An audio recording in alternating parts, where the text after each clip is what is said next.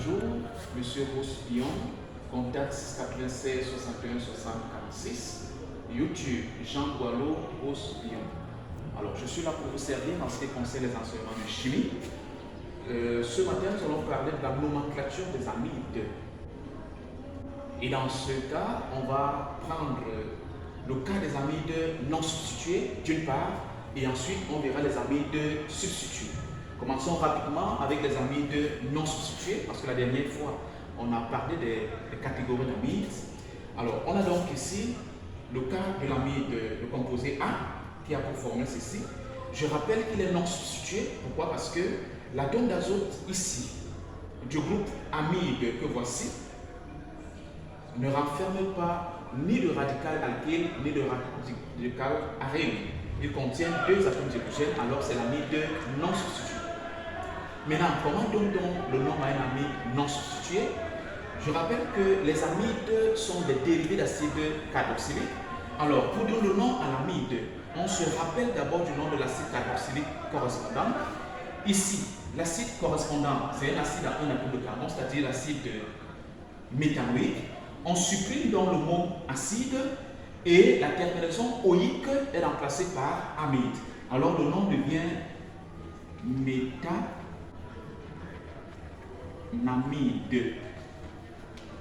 Je rappelle qu'il dérive de l'acide méthanoïque.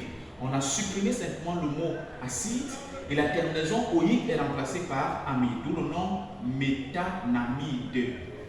Voilà. Amide, oïque est remplacé par amide. Passons au composé B. Le composé B également, c'est l'amide non substitué. Pour donner son nom, qu'est-ce qu'on fait? Je mets 1, 2, 3 parce que la chaîne est longue. Il y a donc sur le carbone une ramification méthyle. Le nom dérive donc de quel acide? De l'acide 2-méthylpropanoïque. Alors le mot acide disparaît. Le nom qui reste, c'est le 2-méthylpropanoïque. Oïque est remplacé par amide. Le nom donc c'est 2-méthylpropanamide. Je prends le cas du troisième composé. Le troisième composé dérive de l'acide benzoïque. Alors, le mot acide disparaît. Maintenant, benzoïque. Oïque est remplacé par amide.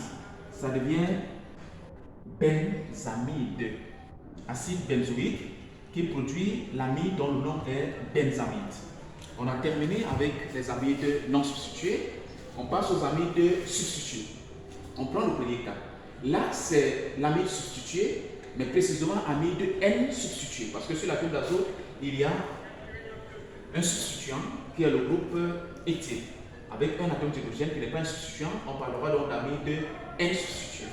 Pour donner son nom, qu'est-ce qu'on fait? On commence par la substitution.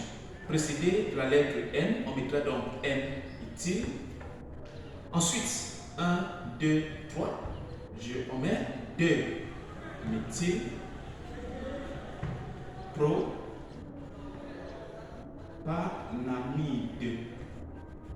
Donc c'est le N-éthyle 2-méthylpropanamide. On prend le nom de l'amide non substitué en oubliant la substitution. C'est le 2-méthylpropanamide. Le composé B. Ici, on a affaire à l'amide NN substitué. Parce que l'atome d'azote porte deux radicaux, arène et alkyle. On donne donc les noms des deux radicaux dans l'ordre alphabétique, précédés chaque fois de la lettre N. On a le groupe phényl, on a le groupe méthyle. N vient avant P, donc on aura N méthyle, virgule, N phényl. Maintenant, on termine le nom donc. Ce qu'on a vu ici, ça dérive de l'acide benzoïque, donc c'est benzamide. Donc N méthyle, N phényl, benzamide. Maintenant, le dernier composé, le composé C, qui est l'amide toujours substitué. Mais la différence, c'est quoi? C'est qu'on a deux groupes alkyles identiques. Et dans ce cas, on mettra donc la lettre N deux fois, séparée par la virgule, NN-diméthyle. Maintenant, on termine le nom par l'amide non substitué à deux carbones qui dérive de l'acide éthanoïque. Donc, c'est éthanamide. Éthanamide. Namid. Voilà donc comment est-ce qu'on procède pour la nomenclature, les amis, de substituer et non substituer. Merci et bonne journée.